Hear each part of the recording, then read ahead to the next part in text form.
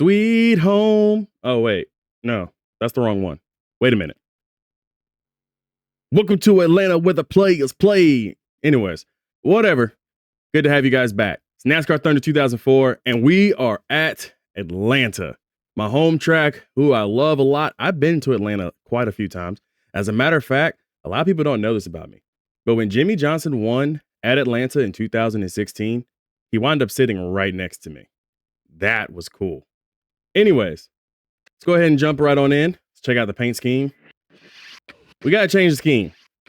I thought this scheme would have been great to commemorate us winning 4 wins as a rookie. I was dead wrong. And if you didn't get a chance to see that video, look back at it. It is a video. Anyways, I guess since we're at Atlanta, can we run a special scheme? You know what? Gray Lightning. I think that would be a great one. Get it? Great one. Anyways, hopefully you guys like the brand new camera style. I have expanded it out and it's no longer just a circle. So I think that's about it for the scheme. Maybe I'll throw some red. You know what? We'll throw some red in there, and as well as making the blue a little bit more bluer, which, by the way, make sure you hit that like and subscribe button if you're new here. It helps out a ton. We already crossed 1,000 total subscribers, and that has made a ton of a difference for me. I'm thankful for each and every last one of y'all. All right, with Atlanta coming up, you guys already know we have a plan in mind. We just have to execute this plan. This plan is important. If you guys forgot, from the last race, we finished in the top 10, and Mark Martin's lead in the point standings is still 151 points over Tony Stewart, 196 to Jeff Gordon. Those are great guys. We're not really concerned about them. We're 14th in the standings, and we have a very narrow lead over 15th Ward Burton, and technically 16th as well, because they were like right there. We can't drop too far back, considering how far back Matt Kenseth is to us now.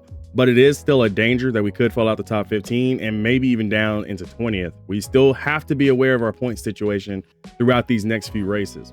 So coming into Atlanta, we're going to use parts and pieces of a good car. So the parts and pieces of a good car that we're going to use also includes not using chassis number 4.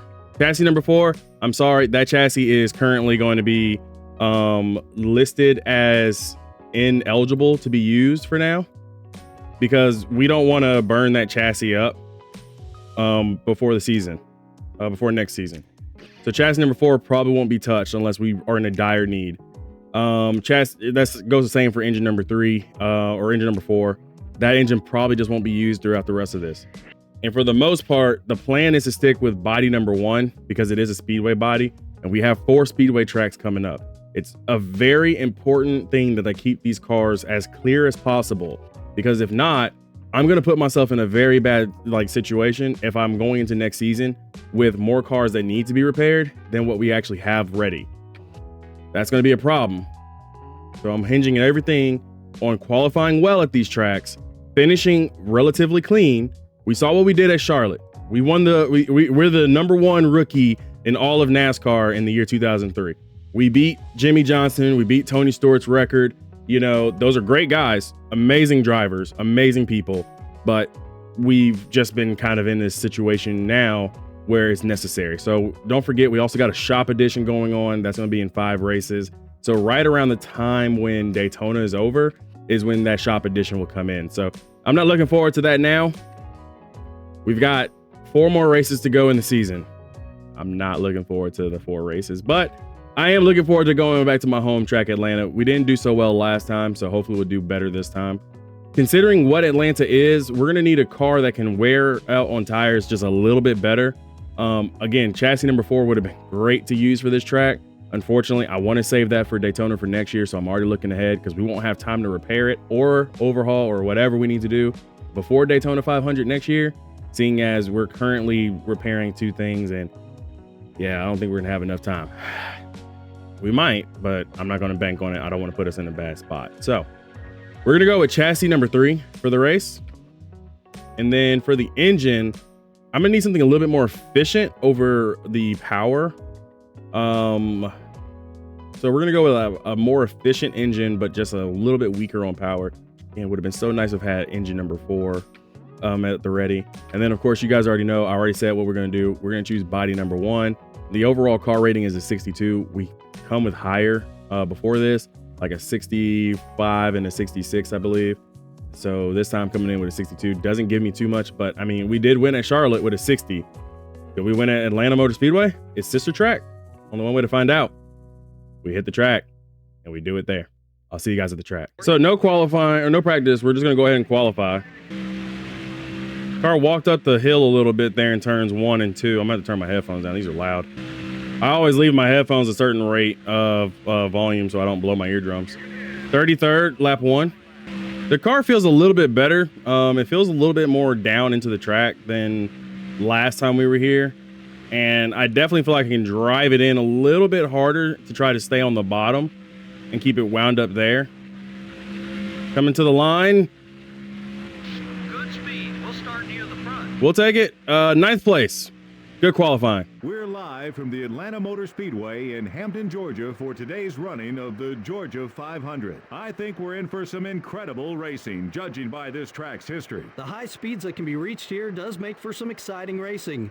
There are no restrictor plates to keep them from being able to pass either. It's just all out, good old stock car racing with the best drivers in the business. I can't wait to get this one underway. The 53 car is really engaged in a battle on the track with Sterling Marlin. That's true, and maybe NASCAR needs to start taking a look at this situation. You got a guy who's really letting his emotions get the best of him, and it's possible his judgment is a little impaired on the racetrack. Jerry Nadeau pulled off his first victory here in the 2000 season finale. And a year later, he nearly did it again. That was a heartbreaking near miss for Nadeau. He was leading until the last lap when the car ran out of fuel and Bobby Labonte overtook him for the win.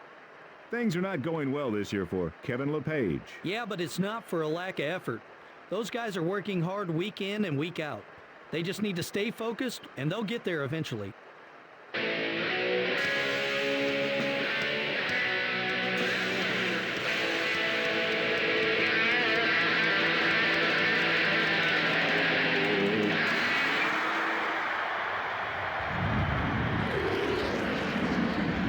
Gentlemen, start your engines. All right, some pre-race notes from me. I did make a small change to the suspension on the car by just improving upon the wedge, aka taking some wedge out. I don't see Rusty Wallace nearby. I do have some rivals in front of me, and I also made a small gearing change in happy hour. I wanted it to try to memorize, or mimic how the Charlotte car was acceleration-wise coming off the corners. I don't know if you guys knew, but I was real close to the rev limiter down the straightaways. So I wanted that same thing here because it allows me to kind of let off a little bit sooner and float the car. But anyways, first lap, I started 9th and I'm already back down to 13th. Just gonna go ahead and let Kevin Harvick go by.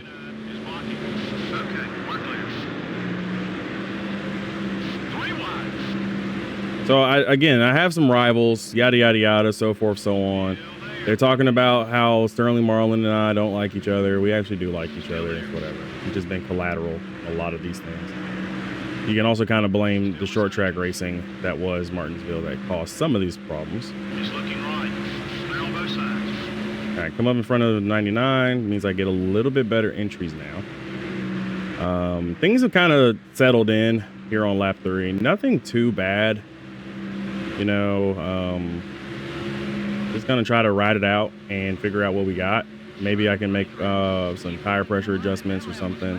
But right now the car just does not feel like it's there. It is tight, and here comes Ricky Rudd. Oh my gosh, no, that's Dale Jr. About to say, if that's Ricky Rudd's in front of me. Number 8 is still there. How dismal the 21 was in 2003. This is insane to see this car running this high up. They must have like coded like Ricky Rudd's AI before they realized how bad the season. I passed Johnny Benson.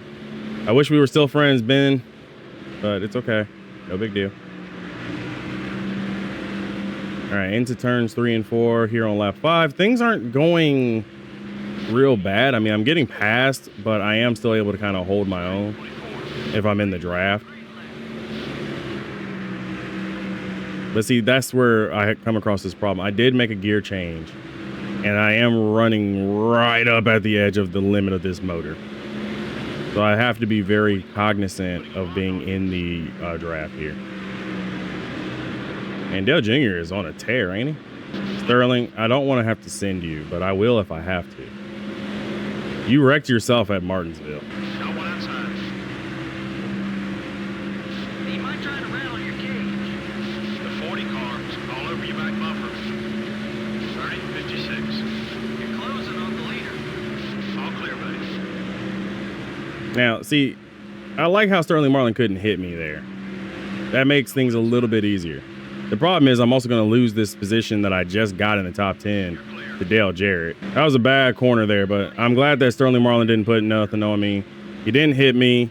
I got around him safely, and hopefully that gives him a little bit more time to cool off. Well, if it isn't my old friend Kurt Busch who blew my right front tire at Martinsville. You gonna let me by easily? I think you're like a negative 50, I think I saw. So if you're a negative 50, you're not gonna stop me too much. But you aren't gonna let me by that easily. The 97 car is getting in your way. 30-71. That one was quick. Let's do it again. Clear on both sides. Kurt, you're a little too aggressive there. Had to bring the speed down a little bit more. But you know what? Him blocking me isn't that bad. It's actually saving our car a bit. Car outside. We got a car with a motor blown. That one was off the pace. Stay focused. I'm trying to get past you, Kurt. Stop making my life hard. You're a little off the pace. Clear on both sides. Number 97 is outside. Still there. I can't. I'm not going to reverse side draft. I'm not going to hit the guy out the way. He's not my real threat of a rival. It's still the number 2 car. Despite whatever PRN, MRN wants to tell you guys. It's always and forever going to be the 2 car at this point. Number 97 is still there. But I'm trying my best to get around Kurt Busch safely. But I feel like our cars are evenly matched. Come on, you can do better. Hold your line. You're still there. Keep digging. Still there. Oh no. Top 10. I got into him a little. Not too serious. Just a little small like scrape because I walked up the track, but it doesn't seem like he sees that as like a ooh, I'm getting into him type of thing. So no harm, no foul. And he's coming down pit road. He held me up enough so that he can come down pit road. That scumbag. Not really, Kurt. Hey, if you ever watch this video, I respected you a lot during your career. I was happy I had a chance to talk to you and kind of reminisce on the good old days of watching you as a driver before I became a journalist. So thanks, man. Keep him behind you if you can. A lot of people don't understand this. Like, I was a fan of Jimmy Johnson growing up, but I definitely supported every guy out there on the track, you know, in some way. I believe I had like all kinds of memorabilia from everything, you know, every driver, every person, you know, that ever hit the track. I had something of theirs, you know, big names, Kurt Busch, you know, Matt Kenseth, Mark Martin, Jimmy, Jeff, Brian Vickers, a little bit of Kyle Busch stuff too. Try not to hold him up either. I had a lot of stuff back then. A lot of it I wound up losing when I moved, but unfortunately I was able to recover something though, which was interesting to say. I do have something of a Jimmy Johnson memorabilia collection. One day I'll show you guys what that looks like, but I think it's got like 4 or 5 cards in it, maybe 5, and it was really cool.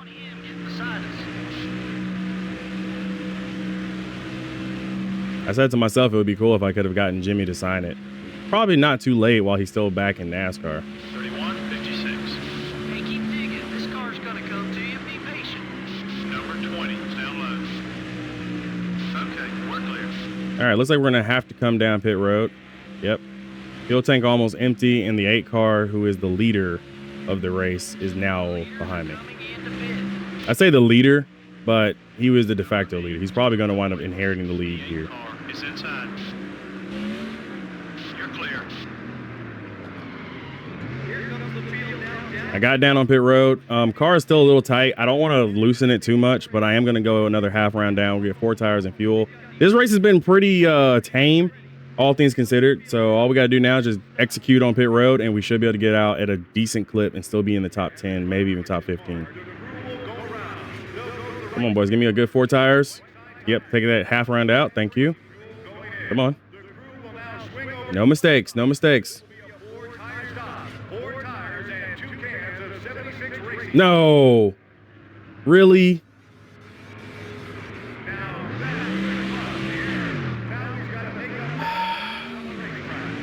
Watch the guys on the tracks.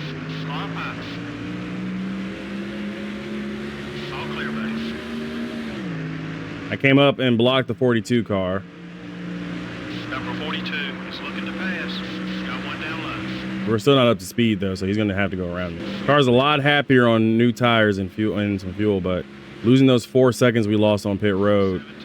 And let me know, guys, if you like this new camera position, if I have to move myself or anything. I don't think I'm blocking anything in particular, except for maybe the tail end of the fuel gauge. I don't like how he's parking himself and where he's parking himself. Really causing me to have to drive a little harder than I need to right now. Settle down. I got into Jamie McMurray just to let him know I don't appreciate him getting there, like being there like that. He was running like 2 lanes down on the track and then compromising his entry just to stop me from going past him. Like, come on, dude. I've already lost 4 seconds due to a pit mistake that should not have happened. And those 4 seconds cost me enough position, so I'm running here in 15th rather than in the top 10. And keeping the engine wound up was a good idea with the gear ratios. A little dangerous, but still a good idea in my opinion. Because I'm beginning to pull in on Jeff Burton here. But it looks like I won't have enough time to really get back into the top 10 unless something happens in front of us. 30-41. We caught Jeff Burton.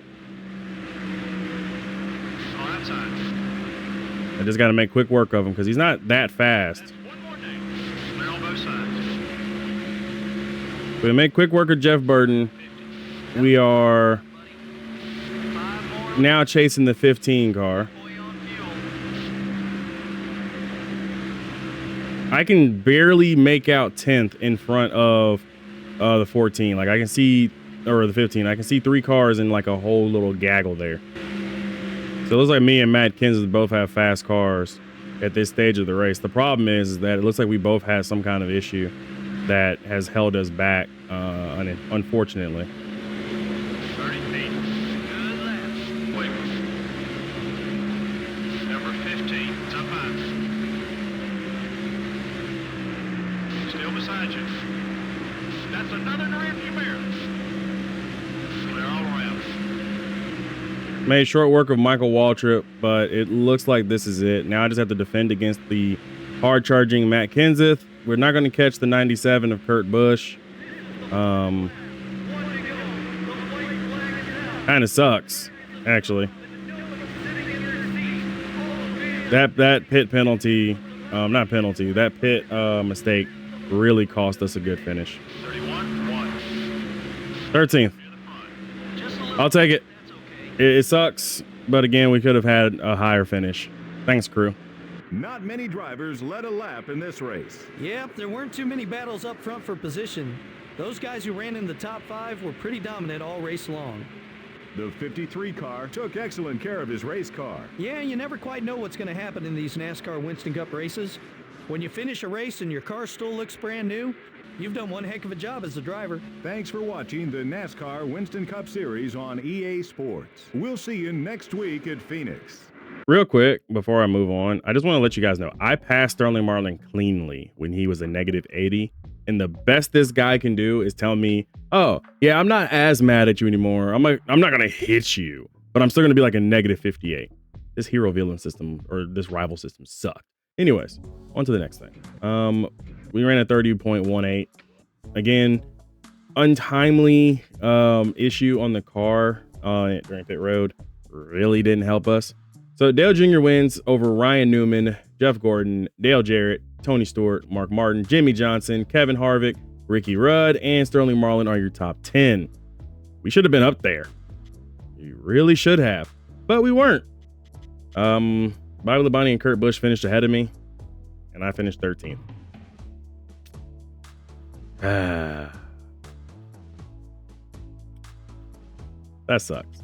Anyways, the 42 car, after he decided to try to block the living heck out of me after I came off pit road, wound up finishing in 20th. And for those that are keeping count on the rival meter, Rusty Wallace finished 16th and was nowhere near me the whole entire race because this man started in 31st. It seems like he became my rival and decided to just disappear off the face of the earth. So I haven't been able to exact revenge on him yet. But that's coming. Oh, Rusty Wallace, I count your days. Anyways, short drive back to the home base since we are based in Atlanta. See you guys soon. Well, we landed back at the shop, which again looks so much different than it did at the very start of the season. I don't know if you guys can tell from the behind me. I wish I could kind of make all this disappear, but you can tell like I actually have a facility now, and I have a few cars outside.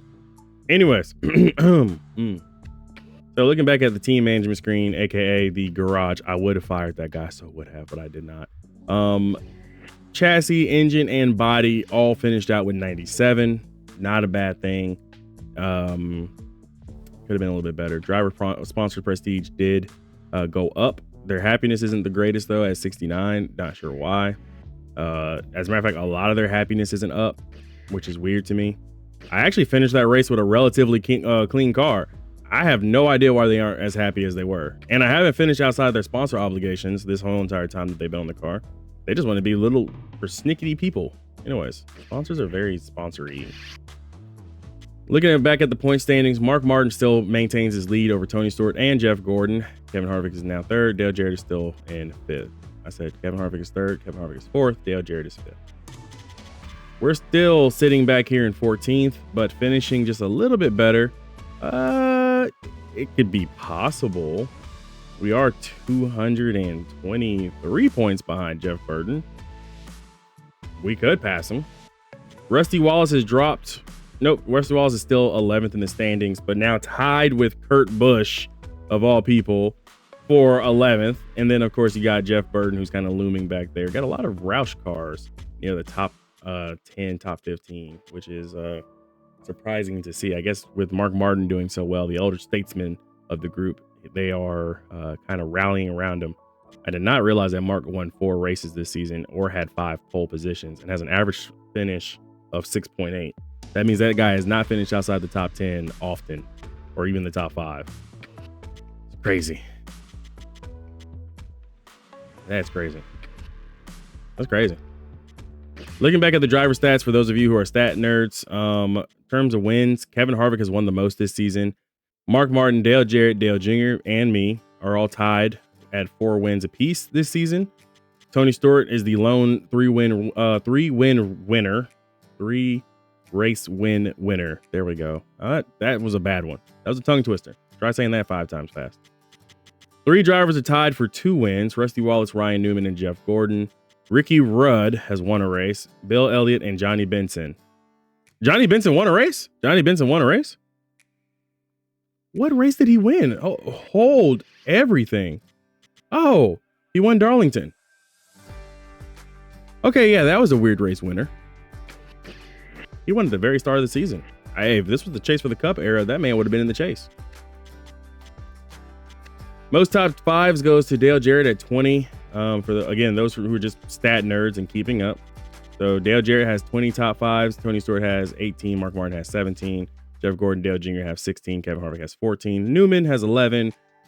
My rival, Rusty Wallace, me, both have 7 top 5s. In terms of top 10s, Mark Martin has the most top 10s. You want to talk about consistent? Mark Martin was the epitome of consistency in the early 2000s. That man should have won several championships, even in the 90s. And he never did because he was consistent. He looks like he's very consistent this year. Average start seems to go to Tony Stewart with a 7.9 over everybody else, which is crazy to think about. We got a 15.4, so we're doing pretty well. Average finishes, again, Mark Martin is leading the whole entire field at that with a 6.8. Tony Stewart, Jeff Gordon at 8.4, 8.6, Kevin Harvick 8.8, and Dale Jarrett 9.5, respectively. A lot of drivers had their best laps or best finishes at first.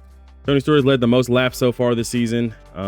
We've led 53, which is our car number, surprisingly. We've led more laps than Rusty Wallace has, but less laps than Ryan Newman has. Top speeds, we have the best top speed of everybody. So we actually do have a car that can be fast. That's all I got to say. We have not completed most of all the laps. We completed 956. Mark Martin has finished 982. Jimmy Johnson, Kevin Harvick finished 981.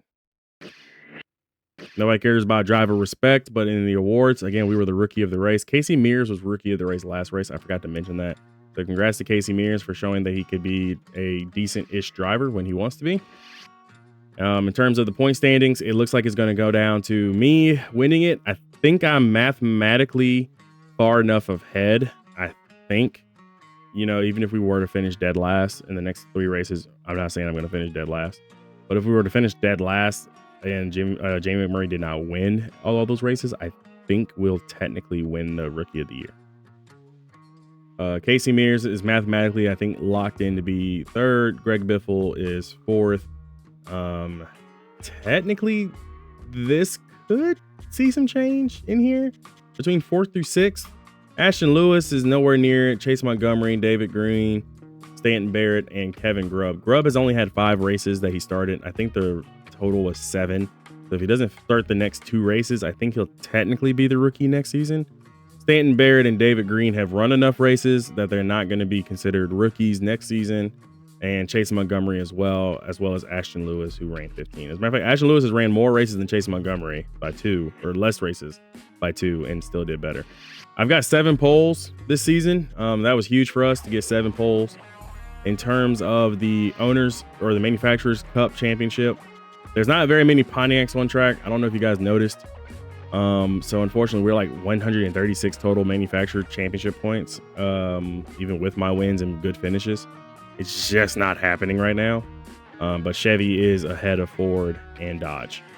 As far as lap champions go, I mentioned this a second ago. Tony Stewart's led the most laps so far. There you go. There's your lap champions championship. We have 28 drivers who have led a lap, with Jamie McMurray leading only 1, and a bunch of other names that honestly are surprising to see that they actually got up there to lead. Oh my God, Christian Fittipaldi led 8 laps. Who let that man in the lead? Must have been during pit stops. Anyways. So, there you go. Phoenix is next. We don't have anything to go off of and do, so don't expect to see any team management stuff. I'm not looking forward to Phoenix. Make sure you guys keep hitting that like button, because now I'm going to raise the stakes on you. I said 10 likes, and I released a video a little earlier than I should have. Martinsville came out like 2 days after the Charlotte race. I put it out on a Saturday. This race, I'm going to tell you guys now, when this video comes out on Monday, which is today, I need 10 likes in 48 hours. You have 2 days to hit the like goal. If you do, I'll be hitting that bonus episode for you guys at Phoenix.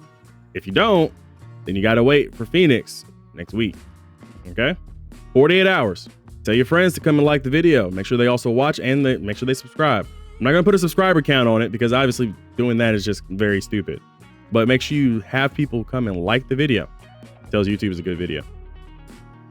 Anyways, I'll see you guys next time. Be easy, everybody.